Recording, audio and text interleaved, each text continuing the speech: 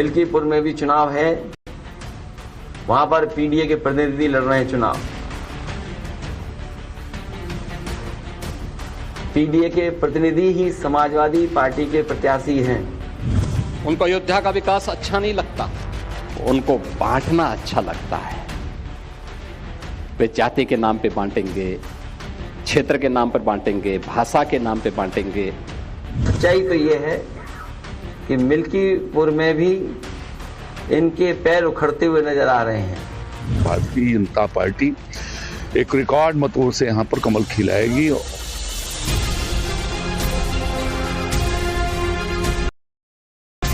जब अयोध्या के नाम पर मिल्कीपुर राजनीतिक प्रतिष्ठा का पर्याय बना हुआ है, जब इस वोट युद्ध में एक तरफ मोदी योगी हैं, दूसरी ओर अखिलेश हैं, राहुल हैं, ओवैसी हैं, तब ये शाब्दिक प्रहार है। वैसे ही पलटवार भी। उम्मीद है, दावे हैं, विश्वास है और ये भी दो तरफा है। ऐसे में सवाल है कि 6 महीने में अयोध्या के मिल्कीपुर का मूड कितना बदला है।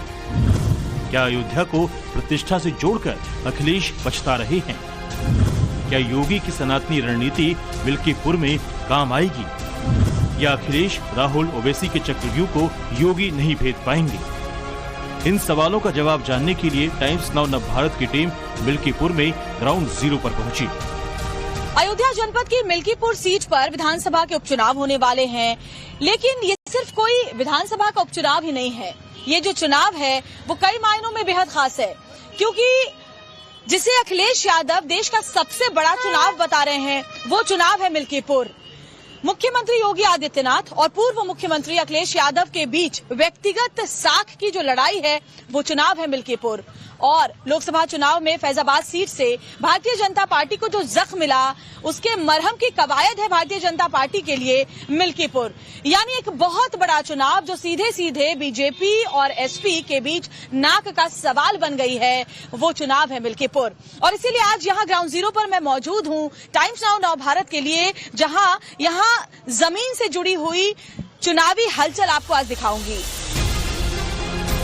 मिल्कीपुर में खड़ी श्वेता ने तमाम लोगों का सियासी मन टटोलने की कोशिश की। उन्होंने दुकानों पर खड़े लोगों से बात की, सड़क चलते राहगीरों से सवाल जवाब किया, ये जानने की कोशिश की कि वो किन मुद्दों पर वोट करने वाले हैं। श्वेता सबसे पहले एक चाय की दुकान पर पहुंची।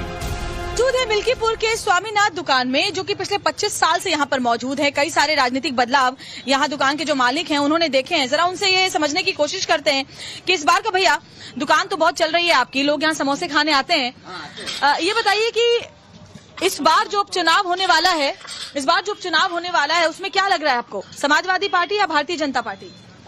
नहीं, अब समाजवादी पार्टी। हाँ, यही आगे जाए भैया। आप कस्टमर हैं जी, क्या लग रहा है इस बार उपचुनाव बहुत ही दिलचस्प हो गया है? हाँ, चुनाव फसाद हुई है। तो किसकी जीत क्या संभावना आपको लग रही है? जीत चंद्रभान पासवान की होगी, भाजपा की होगी। भाजपा की जीत होगी। जब लोकसभा चुनाव हुआ तब भाजपा को बहुत बड़ा झटका यहाँ से लगा था, लेकिन अब इसीलिए जो उपचुनाव हो रहा है वो बहुत बड़ा चुनाव इस बार देखा जा रहा है। भाजपा को झटका इसलिए लगा था कि लोग झूठा रूमर, झूठा अफवाह फैला करके जनता को बदला करके वोट निकाल ले गए हैं। अब ये मंच के ऊपर गंगा लेके कसम खाएंगे, उसके बाद जनता इनके ऊपर विश्वास करने वाली नहीं है। वहाँ से श्वेता आगे बढ़ी तो एक शराफा दुकान पर पहुंची, जहां कुछ लोगों से उन्होंने बात की, जिनका दावा है कि अवधेश प्रसाद पर उनका अहंकार समाजवादी पार्टी पर भारी पड़ेगा। तो अवधेश प्रसाद जी 2 बार यहाँ से विधायक रहे हैं, अपने बेटे को ही उन्होंने चुनावी मैदान में उतारा है। बीजेपी कह रही है परिवारवाद है, जबकि समाजवादी पार्टी कह रही है कि बाहरी को बीजेपी ले आई। अरे इसमें 2-3 लोग नाराज भी हो गए उनकी पार्टी के, जैसे हम लोग पहले भी उनसे जुड़े थे, हम लोग उनसे बहुत नजदीक था, बहुत जुड़े थे। जब यहाँ रोजा अफ्तार करते थे वो बस वही बुलाते थे यहाँ पर 5 नंबर पर, लेकिन जब से वो जीत गए हैं अब की बार, तब से उनका दर्शन दुर्लभ हो गया है। सबका नाम क्या है? हमारा नाम दीनानाथ। दीनानाथ जी, अवधेश प्रसाद जब तक विधायक थे तब तक काम किया यहाँ विकास के लिए, या सांसद बनने के बाद फिर कुछ यहाँ पर क्या हुआ? जब तक वो विधायक थे तब तक ठीक थे, लेकिन जब से सांसद बने हैं उनका चेहरा देखना मुश्किल हो गया है। वो इतने घमंड में आ गए, अब उनका दर्शन ही दुर्लभ हो गया है। बात तो छोड़ दीजिए अब। हाँ, कहीं नहीं आते जाते हैं। कहीं देखा हो किसी ने? कोई यहाँ इतना आदमी बैठा है, कोई एक बार बता दे कि आज अवधेश मंत्री को देखा था जब से जीते हैं? तो नहीं देखा आप लोगों ने? किसी ने उसका चेहरा नहीं देखा है। कोई बता दे कि आज चेहरा देखा है। चेहरा नहीं देखा उनका, सही है ये बात। और हम इतने अपने बेटे को टिकट दिया है इस बार और कह रहे हैं कि जनता तो हम पे ही भरोसा दिलाएगी, हमारा बेटा है उस पर ही भरोसा दिलाएगी। तो जब काउंटिंग हुई उसके बाद को पता लग जाएगा क्या हुआ आपकी। आप लोगों को क्या लग रहा है इस बार क्या माहौल है? इस बार बीजेपी 50,000 से फाइट मारेगी यहाँ पर मिल्कीपुर विधानसभा में, 50,000 जी। लोकसभा चुनाव में जो झटका मिला हो गई, आदमी उसी गलती को सुधार दिया है किस बार। गलती हुई थी, इसमें बहुत बड़ी गलती जो लल्लू प्रसाद थे वो भी इसी कैटेगरी के थे, इसीलिए हारा था। कुत्ते के गले में पट्टा बांधा जाता फिर भी सांसद बन जाता जी। लल्लू सिंह की कमी थी कमी जिसके थी। हारे हैं। सड़कों पर घूम घूम करके हम यहाँ के समीकरण समझने की कोशिश कर रहे हैं और देखिए जातीय समीकरण यहाँ पर हमेशा से बहुत ही प्रभावी रहा है किसी भी चुनाव में, और इस बार भी जातीय समीकरण काफी हद तक प्रभावी रहेगा। पासी वर्सेस पासी, किसके हाथ होगी बाजी, ये सवाल है। और चलिए कुछ आंकड़ों की अगर बात करें, तस्वीरें भी आपको दिखा रही हूँ मिल्कीपुर की, क्योंकि यहाँ जो जातीय समीकरण है उसकी अगर बात करें तो सबसे ज्यादा यहाँ जो दलित मतदाता हैं वो किसी भी उम्मीदवार की सियासी किस्मत तय करते हैं।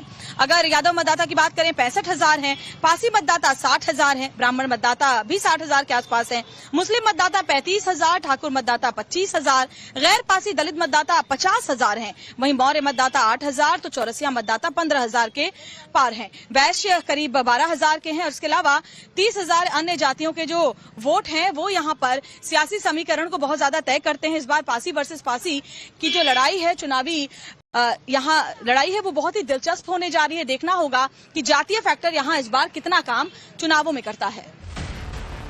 टाइम्स नाउ नव भारत की रिपोर्ट। वहां से आगे बढ़ी तो रास्ते में एक स्टेशनरी की दुकान मिली, वहां पर लोगों का मिजाज जानने की कोशिश की। अब की हमारे चंद्रभान बाबू ये जीतेंगे, पासवान जी। अच्छा, बीजेपी जीतेगी? बीजेपी जीतेगी। क्यों लगता है आपको ऐसा? क्योंकि आपने देखा लोकसभा चुनाव के जब नतीजे आए बीजेपी के लिए अच्छा नहीं आया नतीजा। गलतियां हो चुकी हैं, दोबारा वो गलतियां हम लोग नहीं करना चाहते हैं। मतलब आप मानते हैं कि गलती हुई थी? गलती हो गई।